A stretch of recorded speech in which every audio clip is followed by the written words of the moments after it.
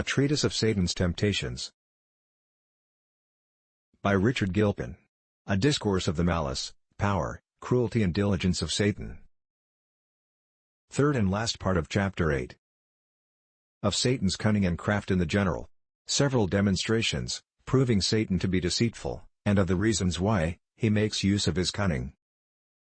6. Sixthly, all this might be further proved by instances. What temptation can be named, wherein Satan hath not acted as a serpent? Who can imagine the cunning that Satan used with David in the matter of Uriah?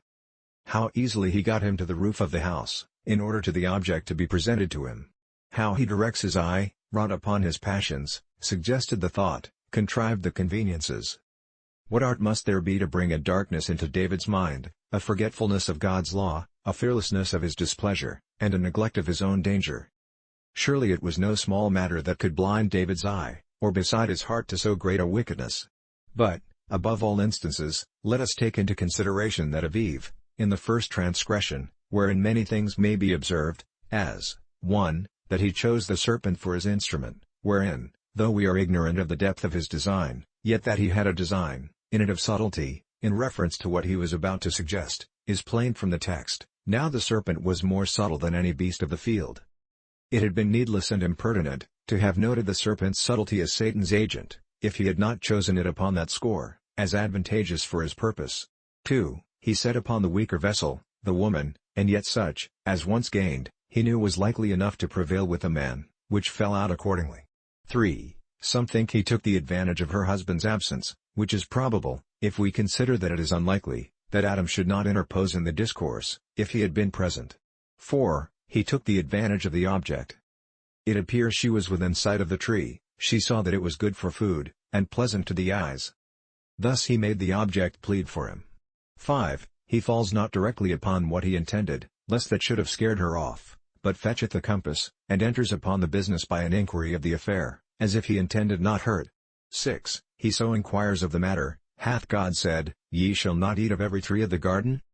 As if he made a question, of the reality of the command. And his words were so ordered, that they might cast some doubt hereof into her mind. 7.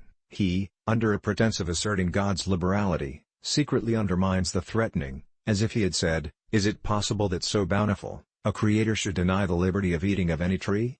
To what purpose was it made, if it might not be tasted? 8. When he finds that by these arts, he had gained a little ground, and brought her to some land of questioning, of the reality of the threatening, for she seems to extenuate it in saying, Lest we die, he grows more bold to speak out his mind, and plainly to annihilate the threatening, Ye shall not die. This he durst not do, till he had gained in her mind a wavering suspicion, that possibly, God was not in good earnest in that prohibition. 9. Then he begins to urge the conveniency and excellency of the fruit, by equivocating upon the name of the tree, which he tells her, could make them knowing as gods. 10. He reflects upon God, as prohibiting this out of envy, and ill will to them. 11. In all this there is not a word of the danger, but impunity and advantage promised. 12. This deadly advice, he covers with a pretense of greater kindness and care, than God had for them.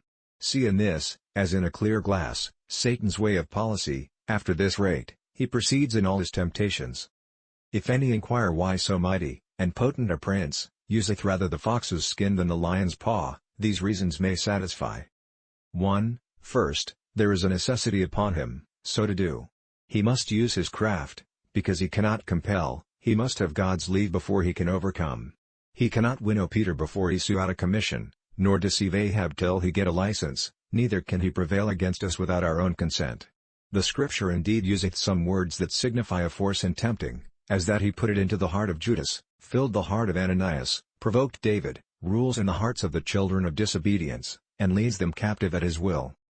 Yet all these and the like expressions intend no more than this, that he useth forcible importunities, frames strong delusions, and joins sometime his power to his temptations, as sometime fowlers show themselves to the birds they intend to ensnare, that so they may be affrighted into an awe and amazement, to give a better opportunity to spread their nets over them. 2. Secondly, if he could compel, yet his way of craft and subtlety is generally the most prevalent and successful. Force stirs up an opposition, it usually alarms to caution and avoidance, and frights to an utter averseness in any design, so that where force should gain its thousands, subtlety will gain its 10,000s.